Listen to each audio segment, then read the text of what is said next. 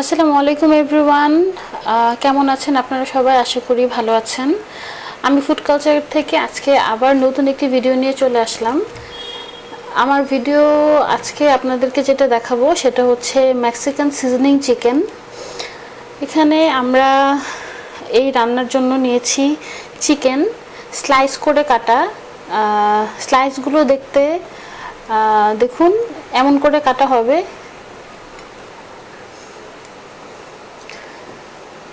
স্লাইসগুলোর আমি সাইজ দেখিয়ে দিচ্ছি। হ্যাঁ, এরকম করে কাটা হবে।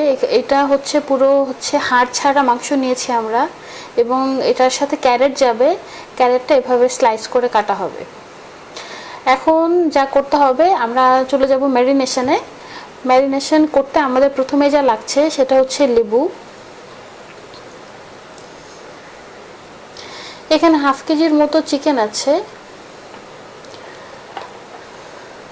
লেবু দেওয়ার পর এখানে আমরা দিয়ে দিচ্ছি পরিমাণ মতো লবণ।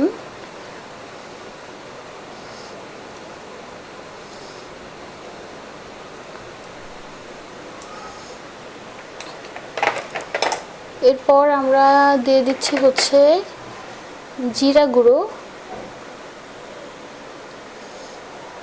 আপনারা মশলাটা আপনাদের আন্দাজ মতো দেবেন, কিন্তু এটা খুব লাইট মশলা যায়, এতে খুব বেশি একটা মশলা যায় না। এখন দিচ্ছি লাল মরিচের গুঁড়ো। এটা একটু স্পাইসি হয় খেতে, সেজন্য ঝালটা আপনারা আপনাদের আন্দাজ মতো দেবেন, মানে আপনাদের রুচি মতো। আপনারা যদি বেশি ঝাল পছন্দ করেন বেশি দেবেন, কম ঝাল পছন্দ করলে কম দেবেন। এখন এতে দিয়ে দিচ্ছি আমরা Kashmiri red chilli powder. Kashmiri red chilli powder হচ্ছে জাস্ট কালারটাকে সুন্দর করে, এটা আসলে ঝাল করে না। এখন আমরা দিয়ে দিচ্ছি এখানে আদা রসুন বাটা।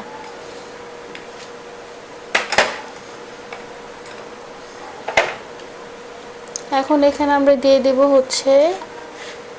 Soya sauce. সসের বেলায় আমি আগেও বলেছি, আবারও বলছি, একটু খেয়াল রাখবেন, কারণ সয়া সসে যথেষ্ট লবণ থাকে, অন্যান্য সসেও লবণ থাকে। সো লবণটা একটু আপনারা ভেবেচিন্তে দেবেন। এখন আমরা দিয়ে দিচ্ছি এতে ফিশ সস।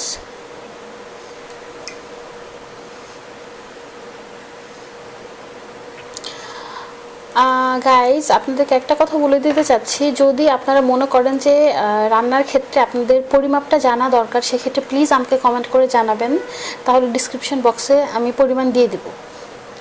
এখন আমরা এতে দিয়ে দিচ্ছি ওয়েস্টার সস।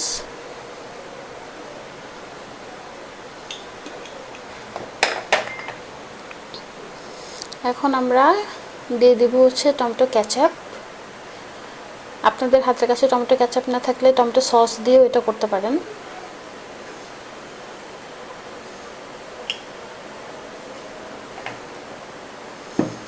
এখন আমরা এতে দিয়ে দেব হোয়াইট পেপার।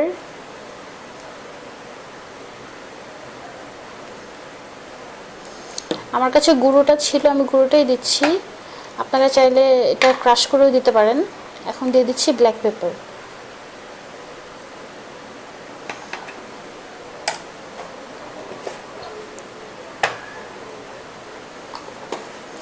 এই রান্নাটা যে এত মজা হয়, আপনারা যদি বাসায় ট্রাই না করেন তাহলে বুঝবেন না।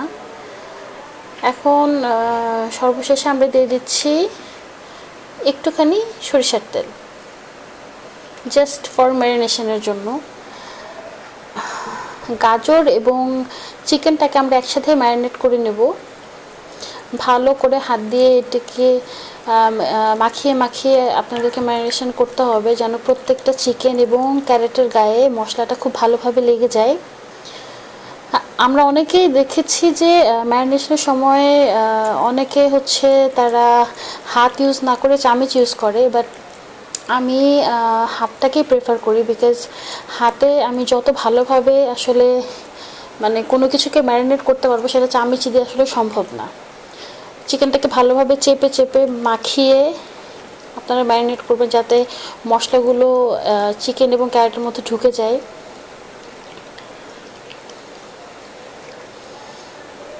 আমাদের ম্যারিনেশন প্রসেস শেষ হয়ে গেছে। এখন এটাকে আমরা রেস্টে রেখে দেব 15 to 20 মিনিটস। তারপর আমরা চলে আসবো আমাদের মূল রান্নায়। ততক্ষণ পর্যন্ত আমাদের সাথেই থাকবেন। 15 মিনিট পর আমরা আবার ফিরে আসলাম আমাদের রান্নায়। এখন আমরা এখানে হচ্ছে একটি গ্রিল প্যান বসিয়ে দিয়েছি, পর্যাপ্ত গরমও হয়ে গেছে। এখন এতে আমরা বাটার ব্রাশ করে নেব।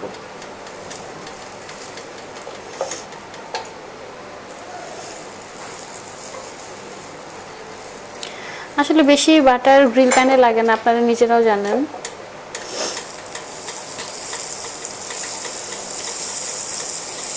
আর বাটার কখনোই হাই হিটে কুক করবেন না, এতে বাটারের যে স্মেলটা, সুন্দর স্মেলটা, সেটা মানে চলে যায়।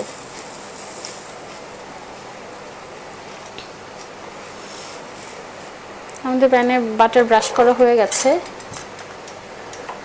এখন এতে আমরা আমাদের ম্যারিনেট করা চিকেন এবং ক্যারট দিয়ে দেব।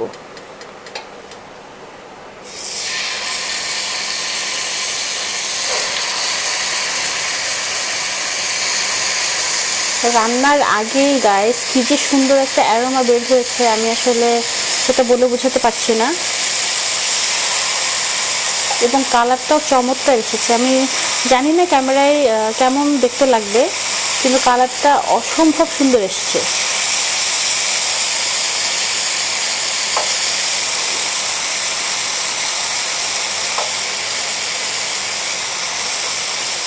এখন এটা আমরা গাজরগুলোকে বসিয়ে দিচ্ছি।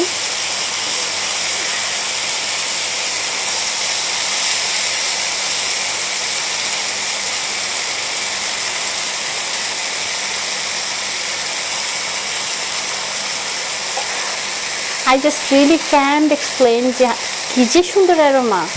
আমার তো মনে হচ্ছে এখনই খেয়ে ফেলি। এখন এটাকে আমরা 3 মিনিট করে এপিট ওপিট করে ভেজে নেব, যতক্ষণ না পর্যন্ত আসলে চিকেনটা এবং ক্যারেটটা সিদ্ধ হয়ে যায় আমরা ভাজতে থাকবো। তার আগে এখানে আমাদের যেটা মানে মূল ইনগ্রিডিয়েন্ট, সেটা হচ্ছে সিজনিং। এতে আমরা সিজনিং দিয়ে নিব।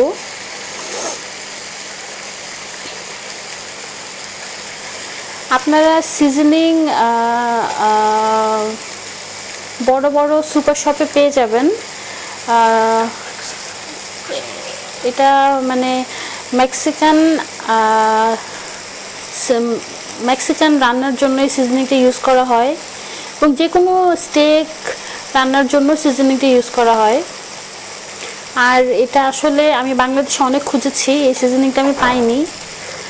তো আপনারা তারপরেও একটু চেষ্টা করে দেখবেন, গুলশান বনানীতে হয়তো পেলেও পেতে পারেন এই সিজনিংটা।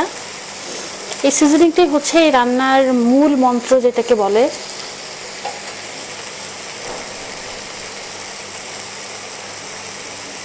তো চিকেনটা হতে থাক, তারপর আমরা ফিরে আসছি।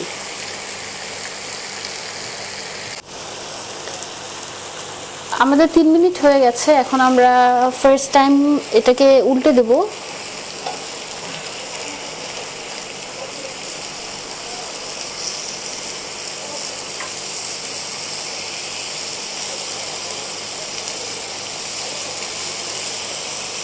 যদি মনে করেন যে মানে ভাজতে ভাজতে এটা একটু ড্রাই হয়ে যাচ্ছে, তখন আমাদের যে এক্সট্রা সস আছে, মানে এই ম্যারিনেশনের এক্সট্রা সসটা, সেটা আপনি এগুলোর গায়ে ব্রাশ করে দেবেন। তাহলে মাংসটা জুসি থাকবে, ড্রাই আউট হয়ে যাবে না।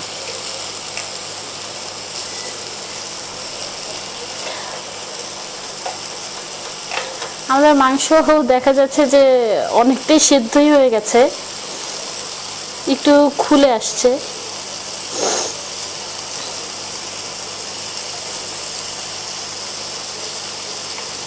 ক্যারেটে গ্রিলের খুব সুন্দর মানে দাগগুলো বসে গেছে, দেখতে খুবই সুন্দর লাগছে।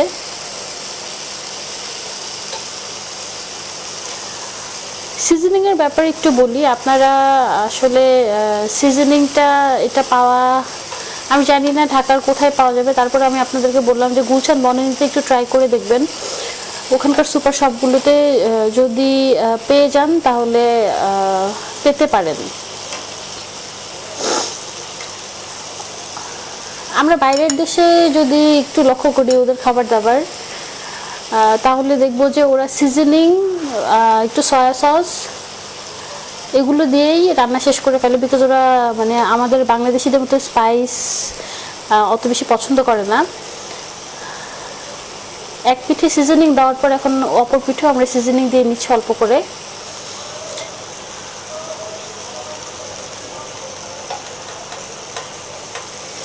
এখন এই পিঠকে আমরা ভেজে নেব আবারও 2 থেকে 3 মিনিটের জন্য।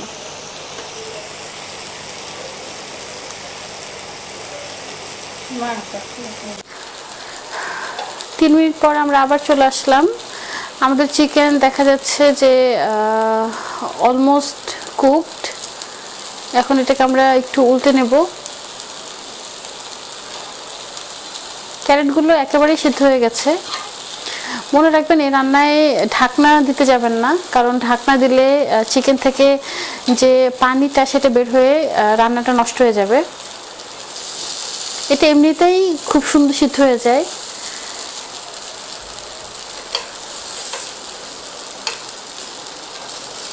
এভাবে আমরা সবগুলো মাংস এবং ক্যারেট উল্টে নেব। দেখতেই পাচ্ছেন আসলে চিকেনগুলো সিদ্ধ হয়ে গেছে। রান্না আমাদের কমপ্লিট। এখন আমরা পরিবেশন করে আপনাদের কাছে ফিরে আসছি। বের হওয়ার পর এটা হচ্ছে আমাদের final look. Mexican sizzling chicken with sizzling. দেখতে পাচ্ছেন এটা অনেকটা হচ্ছে মানে টেক্সচারটা কাবাবের মতো হয় এবং এটা অসাধারণ টেস্টি একটা খাবার। বিকালের নাস্তার জন্য এটা আপনারা খুব ইজিলি বানিয়ে নিতে পারেন। বাচ্চাদের টিফিনের জন্য এটা যথেষ্ট স্বাস্থ্যকর হবে। এটা আপনারা ফ্রাইড রাইস, নান, লুচি, পরোটা এগুলো দিয়েও সার্ভ করতে পারেন। খেতে এটা আসলেই দারুণ মজা। গাইজ, এতক্ষণ আমার সাথে থাকার জন্য আপনাদেরকে অসংখ্য ধন্যবাদ। আশা করি আমাদের আজকের রান্নাটি আপনাদের কাছে ভালো লাগবে এবং আমার চ্যানেলটি প্লিজ সাবস্ক্রাইব করুন এবং আমার ভিডিওটি ভালো লাগলে সেটা শেয়ার করুন। বেল বাটনে প্রেস করতে ভুলবেন না, যাতে আমি যখনই কোনো নতুন আপডেট রান্না দেই সেটা যেন আপনাদের পর্যন্ত মানে দ্রুত পৌঁছে যায়। এতক্ষণ আমার সাথে থাকার জন্য আপনাদেরকে অসংখ্য ধন্যবাদ। ভালো থাকবেন এবং লাইক, কমেন্ট, শেয়ার করতে ভুলবেন না। আমি আবারও বলে দিচ্ছি, আমি আমার রান্নাগুলোতে যেহেতু কোনো পরিমাপ বলি না যে কোনটা কতটুকু দিচ্ছি, আপনাদের সুবিধার জন্য যদি আপনাদের মনে হয় যে পরিমাপগুলো জানা দরকার, সেক্ষেত্রে প্লিজ আপনারা কমেন্ট করে আমাকে জানাবেন, যে তাহলে আমি এরপর থেকে ডিসক্রিপশন বক্সে পরিমাণগুলো লিখে দেব। ভালো থাকবেন। আসসালামু আলাইকুম।